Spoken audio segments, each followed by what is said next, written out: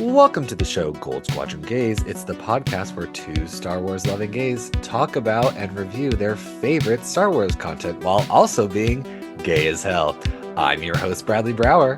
I'm your other host, Charles Rogers, and it's time. The time has come. The episode is nigh that we've all been waiting for. Yeah, I don't have much preamble because we literally recorded yesterday. So the week you're listening to this, if you're listening to it the day it came out, I'm still in Denver. I haven't actually left Denver. I'm still there. So we're pre-recording this episode the day after we recorded the other episode. There's actually no news that has occurred in the 24 hours since we last recorded, and thank God for that. I'm so tired. I feel so old and so tired.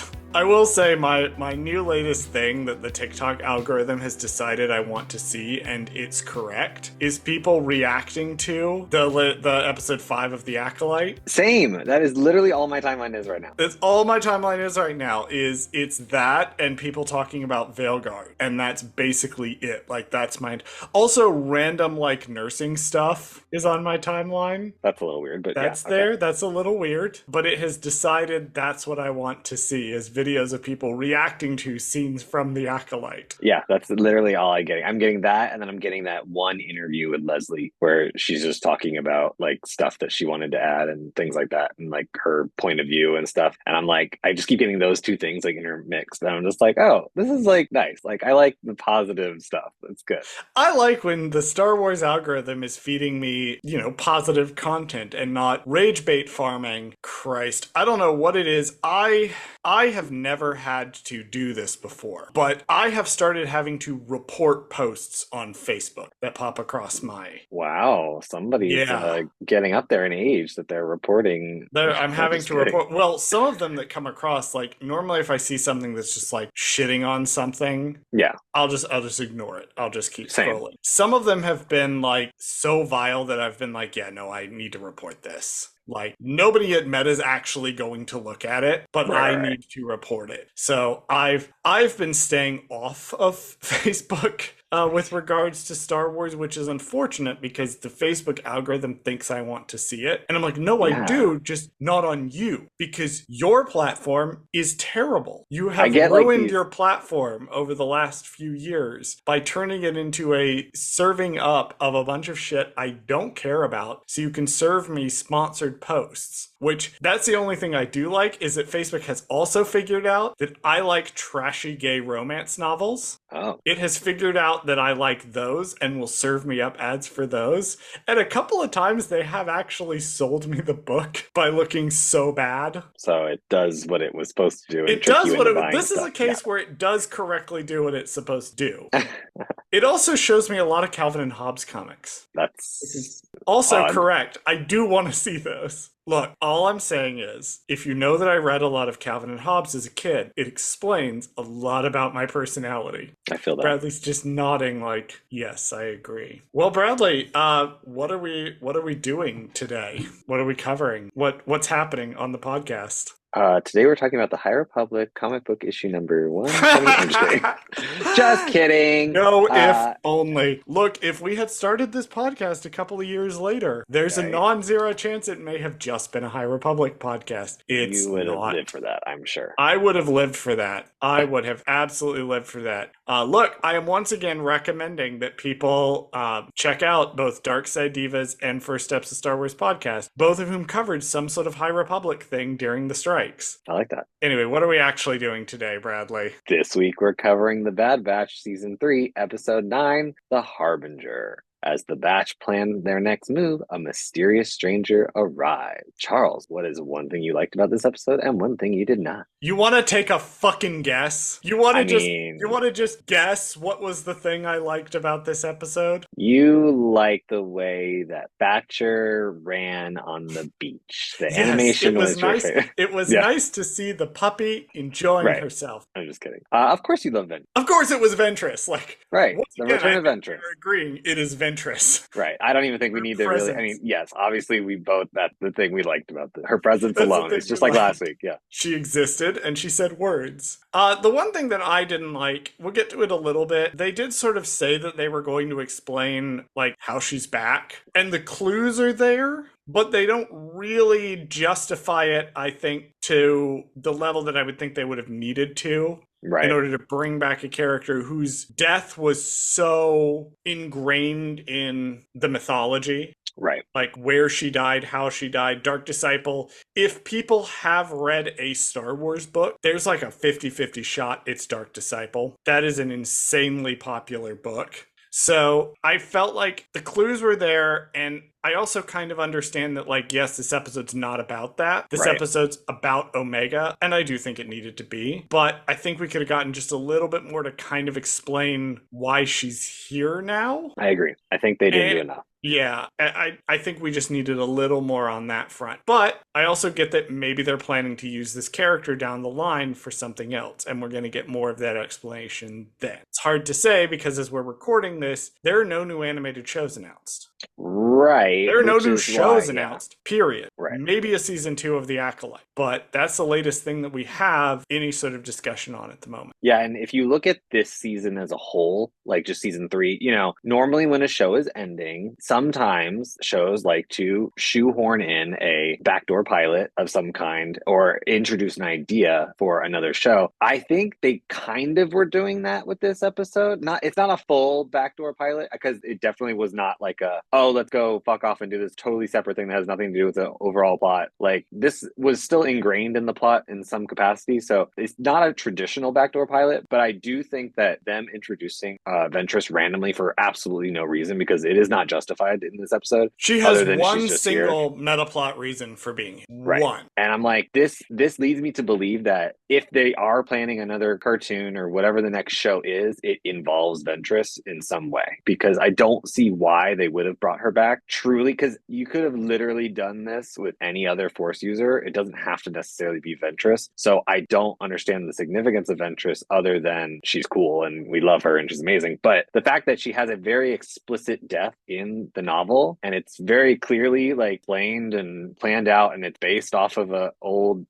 episode arc that never got made. Like there's very clear, written by George Lucas's daughter. Right. It's very clearly planned out story. So the fact that they don't explain anything in this show leads me to believe that yes, there has to be something down the line where it is. I don't know if it is a Ventress centric show, but she's definitely going to be a part of it, whatever that is. Did you have a direct thing that you disliked, or do you want to say that's it and move on to the next section? Honestly, that's pretty much all my thoughts, because that's what I liked and did not like about this episode. I felt like, I love that they brought her back. I didn't like how they didn't really explain why, but I mean, again, because they want us to wait for this nebulous thing that may or may not happen. Whatever the new thing is, it's going to be. Exactly. Yeah. And I also want to pre-apologize for my explanations or my little scripts for each section, because they're very long, because I like this episode a lot and I wanted to do them very detailed. So, horrible news. My notes are also very long. Okay, great. So buckle in, people. Let's see if we can get this episode in under an hour. We Right. won't. Section 1. On Pabu, Hunter hopes Fennec Shan's contact will explain the Empire's pursuit of Omega and the significance of an MCOW, despite Crosshair's skepticism. Meanwhile, Omega and Batcher discover a mysterious starship in a cave where a pale woman confronts, leading the batch to learn from her that the M count relates to force sensitivity and that the Empire will hunt down anyone with a high M count. When Omega asks her if M count is why the Empire is after her, Ventress says she can't determine it without testing. So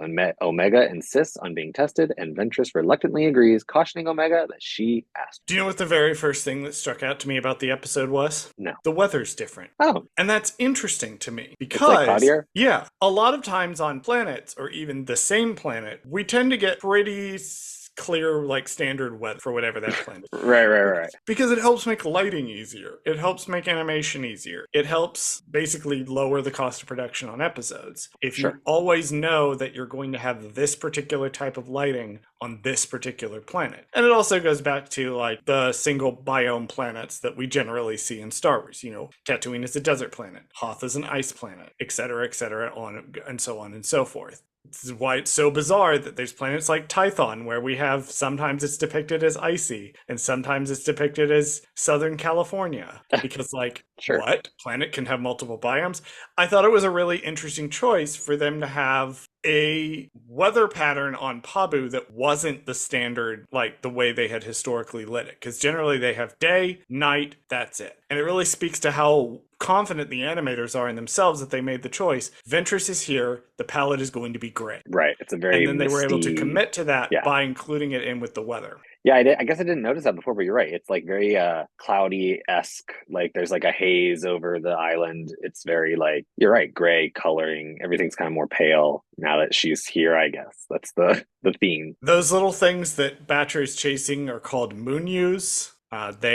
We've seen them before in the Bad Batch, but we haven't seen them anywhere else. They're Bad Batch exclusive. Okay, so they're clearly native to the Pabu Island. They are clearly native to the island on Pabu, yes.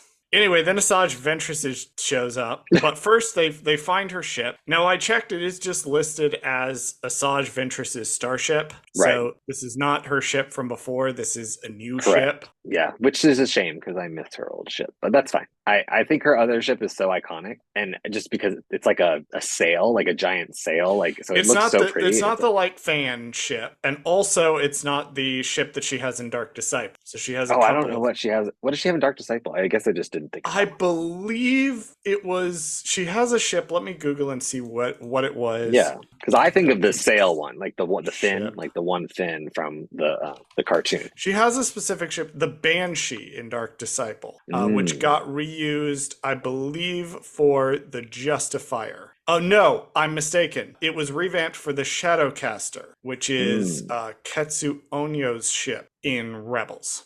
Okay. So this is now a new ship that Asajj has that is not the Shadowcaster. Well, the Shadowcaster is Ketsu's ship, but it's not the same design as the ship she had in Dark Disciple. TLDR, Asajj Ventress has a new ship. Okay, great. And rip to the last, the original one from the Clone Wars, because that's the one I like. RIP to the best one, which is the original fan ship from the Clone Wars. Yeah, that one's my favorite, especially in the Tartakovsky version. Like, it's just so iconic. Oh my god, the Tartakovsky version is so good. So, I'm so glad we covered those a couple of years ago. Right, because now I know. Yeah. Now you know, and also I kind of want to go back and watch them. Honestly, you really could, because now that Disney Plus has them in such like condensed like things, you just watch it all in an hour and you're like, great, that was fun. That was awesome. Yeah, I still remember when you had to catch them at like the end of the previous thing. And I remember I tell this story a lot because like I know there's people we interact with who truly do not understand this concept, and I have to explain them. But like, yeah, what would happen is they would come on and we had a videotape in the VCR and we had to hit record, and then we would record the episode and we would hit stop, and then we would do that until we had all of them. And yes, it was one of the first series to be released online, like you could watch it online. But if we wanted to watch it on the TV, we had to have the VHS of it because we only had a VHS player. It's wild. That is wild. I also have the action figure of Asajj Ventress around here somewhere. I should have pulled her out. All of them now, because I have all the Tartakovsky figures now on my wall. So yeah, Bradley's wall is like this insane. It's just this absolutely insane like wall of Funkos and Star Wars memorabilia. I'm trying to go for like a Zaxby's vibe, like like when you go. If for those of you who know what Zaxby's is, or like a Cracker Barrel kind of vibe where things are just randomly on the wall and it's supposed to look like a museum essentially, but that's basically what I'm going for. I just have my posters behind me, which I need to add some more, but we are getting off topic because another thing that Ventress has besides a new ship is hair. Yes, her hair grew out. She grew out her hair, which is the same thing that we've all been waiting to see since Dark Disciple. Right, because in Dark Disciple, she has her haircut style, or it's described her hair as like in the book, but we haven't actually seen it. Or was it in Clone Wars at all? Did her hair ever grow out in Clone Wars? Or no? Yes, actually, in flashback sequences, we can see that she has. Right. Okay, I remember right when she did her training with Kai Narek. She's actually shown to have hair, but she didn't grow it out for the series. She's grown it out here. Which I absolutely love the look, by the way. I love, speaking of the look, I'm even going to move on to my next note as well, because it goes into her broader vibe that she has going on when she shows up. Sure. I'm just going to read directly from the StarWars.com trivia guide. Okay. The black snake symbol, this quoting, quote, the black snake symbol seen on Ventress's arm first appeared in Star Wars The Clone Wars as part of her bounty hunter look. The rest of her costume in Star Wars The Bad Batch is new. The snake was chosen as it, like Ventress herself, is an often misunderstood creature, end quote. So the outfit is new, but the design of the snake pauldron is not, and she seems to have gotten a new one, or she's repainted it. I love her whole vibe in this. Oh, she's amazing. And this She's is why, again, amazing. I want this whole, like, maybe this is a introduction of another show idea slipped in here just secretly. Like, I want her to come back. Like, I just need more Backdoor of her. pilot, backdoor pilot. I know. I'm fingers crossed. Anyway, do we want to talk about the voice actress? Yes, of course.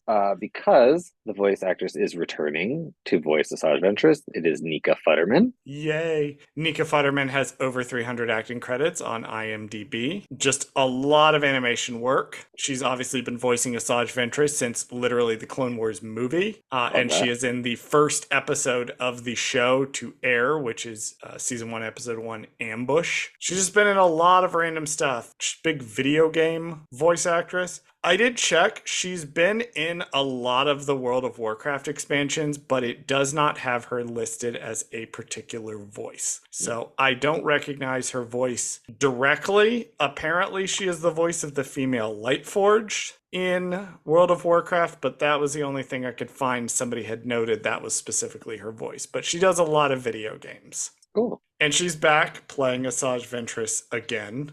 Did you notice, Bradley, how, and this is going to come up later, when the Batch confronts her, she's in the dark, in the shadow, and they're all in the light? Interesting. That's I didn't notice how that. they framed the scene. I didn't notice that before. That's sexy. I like that. She's in the dark, and she's in the dark with Omega, and Omega kind of runs in the light with the rest of the group. Did you also notice that when Crosshair and Hunter cross their arms, Wrecker looks over and does a little like check to see what the others are doing, and then crosses his arms as well? Oh yeah, they're trying to look really intimidating, and he's like, I need to look intimidating. Yep. Let me real fast cross my arms. Let's do it.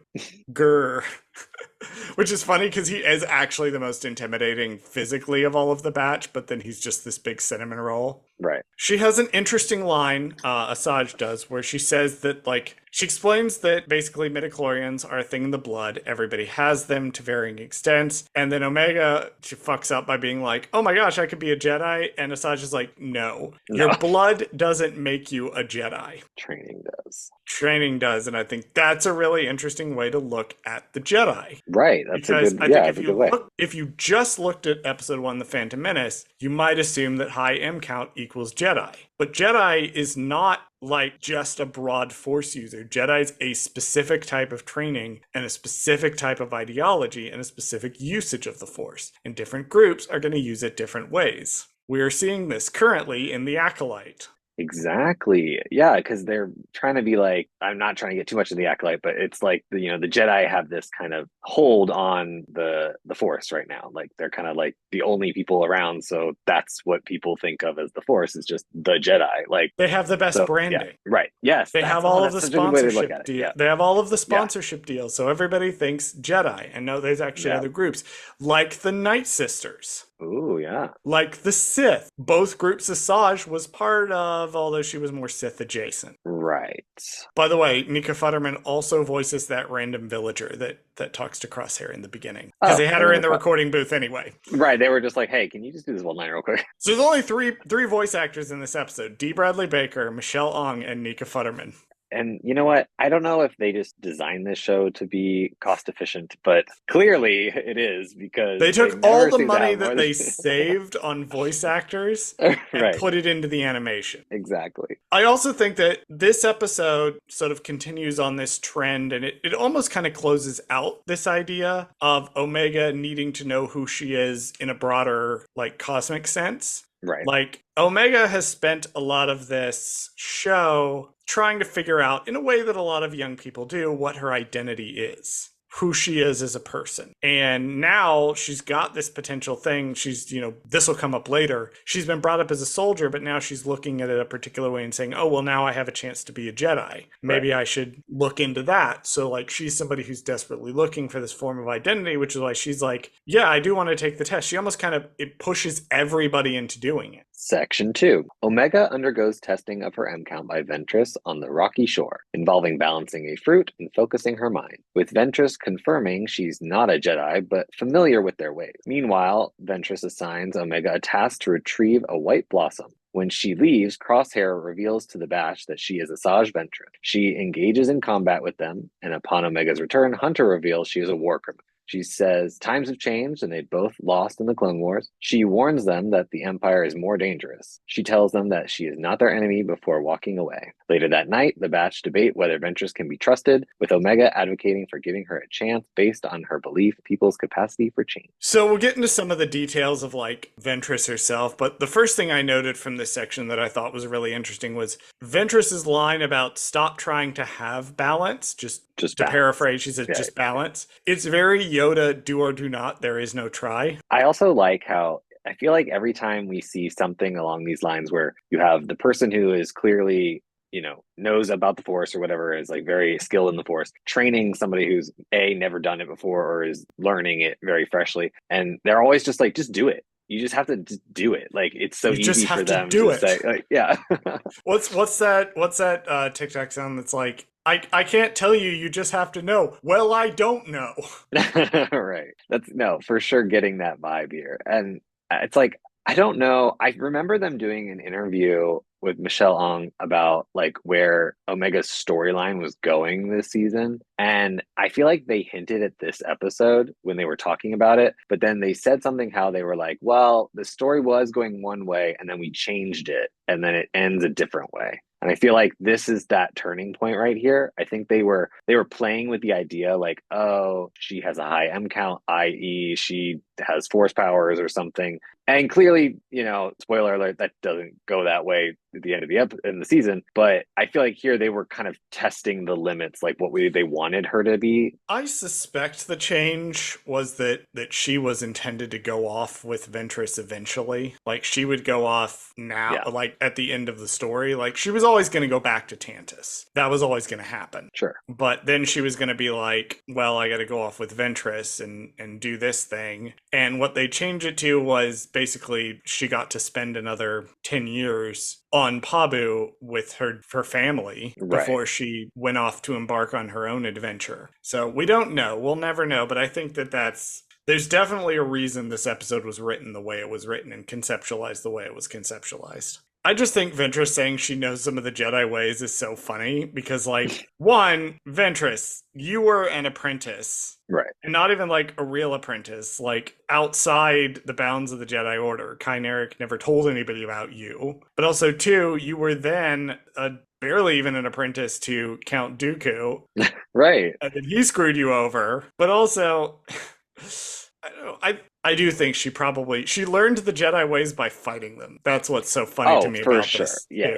Is she figured it out, but also like in a know your enemy kind of way, and now she's trying to like be that person for Omega. It's so interesting that they have how Ventress does these tests because you get the distinct sense that other than test number 3, and especially test number 2, she's just fucking with Omega. Right. The tests don't really have anything to do with anything, honestly. At least the first She's just dicking around to see what Omega will do. Right. I think the third test is what really matters. Right, because I think connect. Because the second test is just a distraction so that she gets rid of Omega, so that she can confront the Bad Batch because they're like, oh, that's the girl from the Separatists. Like we know who she is. Yeah, and we'll get to Let's that try in to a fight second. her. Yeah, I definitely think that like this is very much somebody who has heard about how the Jedi do testing, but has never like really experienced it beyond maybe her own, and is trying to recreate it with the tools that she has on hand. Right. She's like, yeah, just balance a fruit on your head. Like that'll tell me what I need to know. That seems Jedi-like. That seems like a thing the Jedi... What's some dumb fucking bullshit that the Jedi would say? Stick your arms out and balance a fruit on your head. Right. That's the test. I do. But she says it with such confidence. It's like, I believe her. Speaking of confidence, the Kyner's music does continue to pop off. It is the best part of the show. And then, oh no, the clones figure out she's a separatist.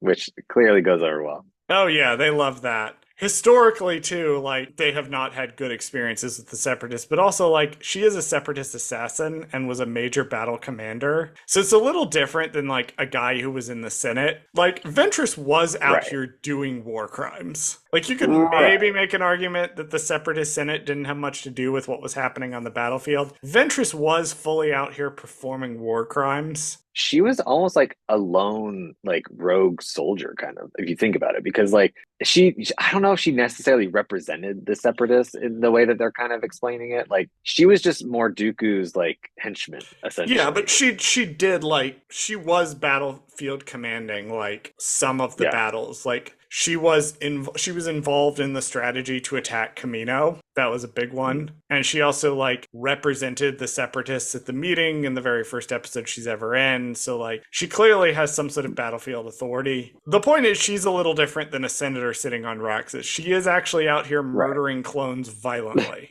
Yes. Yeah, my next note is again, she's just fully fucking with Omega here. Oh yeah. When she's like, "Can you just go get that for Go, me? go Thanks." get the flower. That seems like a Jedi bullshit thing. What the fuck would that little green frog do? I know she's sitting here in her head going, what would that little fucking Muppet do? Go get the flower or something. Yeah, that seems like some shit he'd pull. My thing is also like, how did she know there was like one white blossom on this tree at the top of this planet she's never been to before? Like, I don't know. That was really weird to me. I She was like, knows wait, the how does she type know? of tree it is. Okay, so So maybe she she just says like the knows that type of there's like trees, and maybe one. she just knows. I don't know. Okay. Anyway, Did you it's just a notice? distraction. So Did you notice that when the batch confronts her, the lighting's now reversed? She's in the light, and then there's the clear barrier, and they're standing in the dark. oh, okay. I didn't So see it's that a the first time. reversal from the shot we previously got. Gotcha. And we'll get to who directed this episode. My next note is she then proceeds to kick all their asses effortlessly.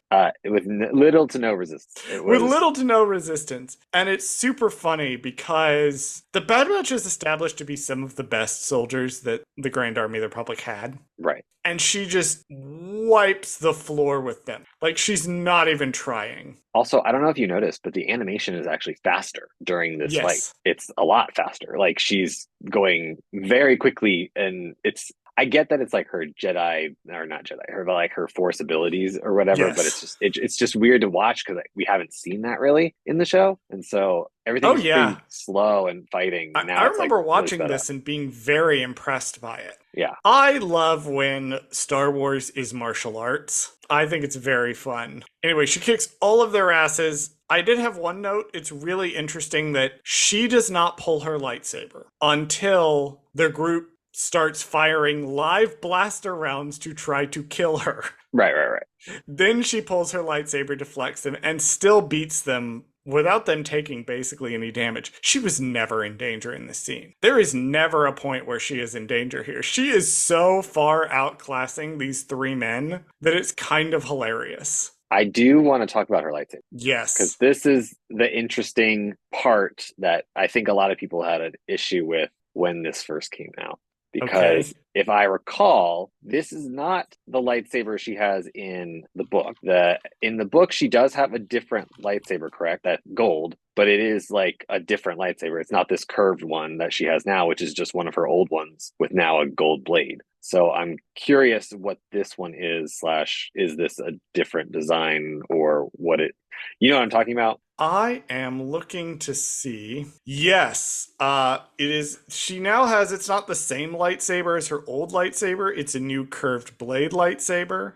But it is also not the same lightsaber that she uses in the Dark Disciple book. Right, because didn't they use that design or something for the Clone Wars, like the last episode or something for Darth Maul? I feel like that it was used taken. for half of Maul's lightsaber. Right, so this one's just a random new design. It's a random new design that she has that's also yellow because that's fantastic. Right, which I don't know the significance of the yellow other than in the guard or whatever. All the guards have one in the temple. There's no real significance to it. Lightsaber color meaning graphics are bullshit. Okay. The only ones that really mean anything are red means the crystal has been bled, white means the crystal has been purified, and yellow was used by the temple guards, but not exclusively by the temple guards. Got it. Yes. If you see anything on Facebook that's like purple lightsabers mean this, or blue lightsabers are for Jedi Jedi Knights, and green are for Jedi Consular, kind of in Legends, in canon, that's all bullshit. They mean nothing except red is bled, white is purified, black is the dark saber. Well, temple guards use only yellow, but yellow is not exclusively for them. Okay. Yes. I just have her line written down. We were pawns in the same war and we all lost. So she's highlighting here what's neat about the fact they use Ventress for this is that both of these groups got screwed over. She's a parallel to them because she kept getting used by groups and having to find her own way in the galaxy. Yeah, because I guess Dooku manipulated her in the same way that the Empire, I guess, manipulated the clones. Or the basically, Palpatine, yeah. I guess. And then the Jedi Council pulled that bullshit with her. Right. They tried to get her to manipulate her into helping Quinlan kill Dooku, and it's like, okay. But I really like that line a lot. I think that line is a good thesis statement to what her deal is in these episodes. Section 3. The following day, Omega meets Ventress at the pier, expressing awareness of her past actions but believing in her current intentions to help, despite Ventress's evasiveness about her tests in the Force. Ventress takes Omega on a boat to a remote area and begins a Force-sensitive test explaining the connection between the Force users and nature. As Omega struggles with the test, prompting Omega to question why she should trust Ventress's teachings, Ventress demonstrates her Force abilities but accidentally summons a dangerous sea monster, endangering Omega.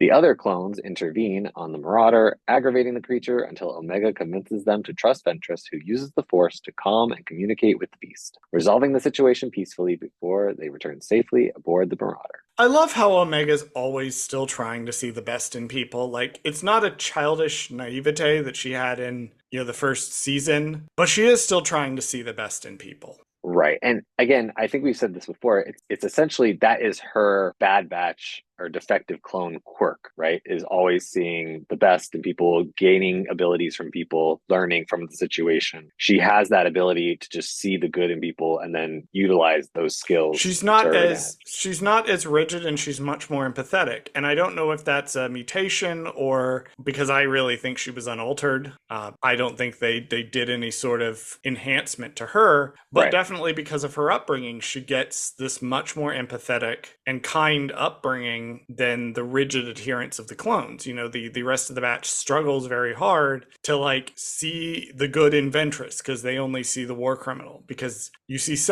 separatist and their little brains fire off like, oh no, oh no, no, no, no, no, no, no, because they're conditioned, they're brainwashed. That's how they're supposed to see separatists. And Omega is the one to say, no, I really believe that you, Ventress, are trying to help. And that even is like a counter to Ventress herself. Ventress herself is used to this sort of treatment from people. So for Omega to say, no, I'm going to trust you, that's a big deal for her. They head out, and Asajj brings up the very excellent point, and this, I think, is sort of a thesis statement of the episode in a lot of ways, where she mentions that Omega might have been Force sensitive, might have had that potential, but she was trained as a soldier. Right. And it's hard to unlearn that training. And in every other episode, Omega has been so proud of her training as a soldier. Right. And it she always actively knows, gets in the way here. Mm-hmm. Which I think is an interesting way to look at it. It's interesting to think about it in terms of Rebels, where Ezra gets trained by both Rex and Kanan, and that comes into conflict with each other quite a great deal. Anyway, Asajj summons these things from the depths. They are green, like the Night Sister magic. Oh, okay. Love that. She's not summoning them with Night Sister magic, it's just a coincidence. Maybe Asajj just likes green things, I don't know. That creature that she accidentally summons, that they have the fight with, that is called a Vrathian. Vrathian, okay. Vrathian. We've never seen it before, and we'll never see it again. It's completely unique to this episode. I did like the design. If you watch, you can see at one point the creature's head. It's almost designed octopus skin where it constantly changes colors. I thought that was really, really great animation wise. They did a really cool job with that. It just looked really cool. Yeah, it's like a little Nautilin type thing, like a Nautilin sort of crossed with a hermit crab kind of thing. It's like this thing that's inside this shell. It's really weird and Star Wars looking. Yeah. It even has glowing mouth spit at one point. It was oh yeah, that's so cool. I was okay. It's green. Yeah. Omega gets the Bad Batch to let Asajj do her thing to calm it down. So we get a close up on her eyes, right? Okay. And in Dark Disciple, when she gets zapped by Force lightning, afterwards she's described as having scars from that. Oh. And if you look at the shot of her eyes, Yeah. you can see the scarring. Oh, see, I was gonna pull up that photo real quick because I want to see. Pull up that screenshot and look, because you can actually see when it gets really close on her eyes, you can see where her skin is scarred from the Force lightning. That's crazy. Such a good attention to detail. Such a good attention to you. And that's one of the things that's like a nice nod to Dark Disciple. To say, yes, we know about Dark Disciple. This did happen and it had lasting consequences on her body as a result of the attack from Dooku. Right. And I like how they explicitly said that in an interview right as the trailer came out. They were like, well, no. they had to panic because they could kind of get away with being like, yeah, we're going to do a different thing than the Kanan comics did. Like, they were kind of able to get around that. Dark Disciple is so beloved and also written by Katie Lucas. The original story was that they knew that the second they announced Ventress would be in the show, there were going to be a lot of people who like Dark Disciple who were going to be real mad about this. And so they had to real fast panic and go, yes, we know about Dark Disciple. This is not going to be another Kanan the Last Padawan situation. Right. But it is nice to see, like, these little hints and things that... And we don't know the full story, but we can assume because it has the scars that this is the same body that she was in before. Oh, that's true. I guess I never thought about that because that it must have reconstituted somewhere after the events of the end of Dark Disciple. Right. Because I guess the way it's described in the book, it's like her body like not dissolves, but like it just like goes, it mists away or something. Yeah, into right? the like green. Into the green. So it must have reconstituted somehow. Somehow, because it's the same body because it's got the scars. Because if I was going to come back, I wouldn't bring my scars back with me. That's true. I would be like, I am going to be unscarred, and also I'm going to be younger and hotter. Yeah, like I'm not going to use the same body. I'm going to be like, do you have a better one? Like something a little bit more. Can I get something a little more fit, a little more less sexy? Yeah, a little more panache to it this time. That's right, exactly. Yeah, I like that detail a lot. That's all I had for that section. Section 4. Back at the Cove, Ventress informs Omega that she doesn't have a high M count, leaving Omega puzzled. In private, Crosshair confronts Ventress, accusing her of lying. Ventress explains that if Omega has strong potential, she'd need training that might separate her from the Bad Batch. Hunter rejects the idea of leaving Omega, but Ventress warns them of the Empire's pursuit and advises leaving Pabu for safety. She departs on her ship as the clones watch as she flies off into space. No, Omega is not force sensitive, or maybe she is. We don't know. We still don't know.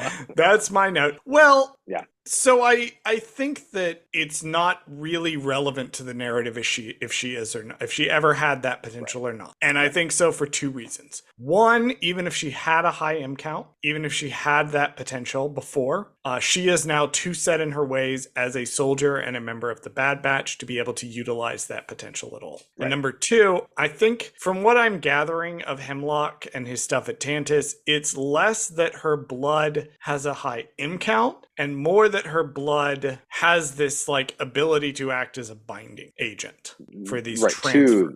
For the like how they manage how they manage to transfer. So I think that it really doesn't matter if she's force sensitive in the traditional sense or not. And I do think that, Ventress realizes to some extent that's probably not why the Empire wants her, because Ventress clearly knows more about this situation than she's letting on. But also, I think that she has a really good point in that she doesn't want to separate Omega from her family. And we've seen a couple of instances where that doesn't really work out for Jedi training. Right. My next note is, she's the Harbinger, because she has this note about, she has this line about how, you're not as safe as you think here. And then, 2 episodes later, they're going to invade Pabu. Yeah. I remember when we were first talking about the title of the episode, back in our episode 0, we were like, the Harbinger, normally you would think of the Harbinger of death, right? Or the bringer of destruction or some kind of a Harbinger is what, comes ahead to warn or prophesy of the coming of some great force. So if you've watched the latest season of Doctor Who, this is very relevant. The word Harbinger and what a Harbinger actually is. And Asajj is here to sort of warn that, hey, y'all in danger. Yeah, you're never going to be safe from the Empire if you just stay in one place. It's just not going to happen. Correct. And she's sort of warning this because, again, she clearly knows things. She clearly knows things that she's not telling. Right. I also like her line about her being on her own side. That's very indicative of Ventress. And she also had a line about I can't remember off the top of my head. Something about how like she's like she has more lives left or something like We're that. gonna get to that. That's my final note here. Is okay, that actually she says they basically saying this is the one like confirmation of kind of how she managed to come back. Somebody tells her like, "Hey, the Empire's gonna be hunting you too," and she's like, "Whatever. I've got a couple lives left." Right. I love that. I love that for her. Yeah, that's the only explanation we get. I want more information. I desperately need more because this is all we get. We get the scars. We get the scars confirming it was the same body. Mm-hmm. We get the new lightsaber. Right. And we get this line about her having additional lives. Right. It's like, just explain it to us. Just give me the explanation. Give it to me now, Star Wars. Oh my God. Also, this episode was directed by Stuart Lee. Stuart Lee, mostly a storyboard artist, has directed a bunch of Star Wars shows, including Resistance, The Clone Wars, Rebels, and Tales of the Empire. The episode was written by Jennifer Corbett, the executive producer and showrunner of The Bad Batch. That's who actually wrote the episode. We actually, we managed to be fairly restrained in this, actually. Okay. I'm happy with that. Well, I think it's also because, like you said earlier, the episode is not about. Correct. The episode She's is about just in it. Correct. Right. So, like, had it been more about her, I think, yes, we probably could have gone a little longer in talking about this episode. But thankfully, that's not the case because, she just has a lot of backstory and a lot of, history that we could have really delved into that we didn't need to. And so we didn't. And I think that is economical storytelling. Ventress is not here for the purpose of Ventress being here. Ventress is here because she has a very specific thing that she can do. And it just makes sense to have a character we know do it. And they've been wanting to bring back Asajj Ventress for a while. Mika Gray in Resistance was supposed to be Asajj Ventress. There's been talk of bringing her back for a while now. And they were just like, fuck it, we're going to do it. Right. And I respect that. I do desperately want answers about how that happened. And I do also want them to give Dark Disciple the Tales treatment. I don't think they need to animate a lot of the books and stuff. I think that it works best as books. Animation is a totally different medium. The one exception is I do wish they would do a Tales thing where they would animate some of the scenes from Dark Disciple. I think that would be very economical, but it would be like a nice, because it'll be 3 episodes, right? And they'll be like a solid 10 minutes each. I feel like that's a great way to do the book. Like you could just animating take the main some scenes. of the scenes from the book. Yeah, the major moments. Or do all like a 6-episode limited series of 20 minutes each, and you could basically cover the whole book. That's fine too. They can do whatever they want. You could shorten the 8 episodes down to 6. Yeah. Or just do the original 8 episodes. Look, the point is I need more Asajj Ventress in my life. So I'll throw this on you because we've talked about it in the past. Does this appearance of Ventress lead you to believe that our idea of a Path cartoon show is theoretically on the horizon? I think it's more likely that we're going to follow up on whatever this Clone Rebellion thing is. You really think so? They never finished, and I think she's going to be part of that, and the Path is going to be part of that. Oh, so like a dual thing, like a clone. But I also think that of the various ideas for an animated show, there's really 3 that I could see them actually doing, and because it's stuff that they could get enough content out of to do a show. One of it is Rex and the Clone Rebellion. I think you can get probably 1 or 2 seasons out of that. I don't think you probably get more than that, right? Because it is going to also be a downer ending. Whatever happened. But I do think that works better as a movie. The Path, I definitely want to see them do a show about the Path, or at least explore the Path more. I think you could get a pretty good show out of that, because then you can do more episodic content, like the early Bad Batch was. And then the third one would be a Maul Crimson Dawn Syndicate show. Oh yeah, I forgot about that too. Yeah, like his time running Crimson Dawn before he clearly lost control of it, and then Kira brought it back. But we also know that Crimson Dawn's kind of been lying dormant because they turn up again in the comics, and now she's going to be a character in Outlaws. And Outlaws expects me to have to worry about my reputation between factions, which I don't know why. Kira's right there. Right. Like, she's right there. Who else do you expect I'm going to side with? And also, clearly, this is pre, Crimson Reign. Like, this is pre she gets her ass handed to her, but we cannot get into Empire Strikes Back comics right now. We don't have time to get to this. All I'm going to say is I support everything Kira does. And the one issue of Star Wars where she and Leia have a conversation was incredible.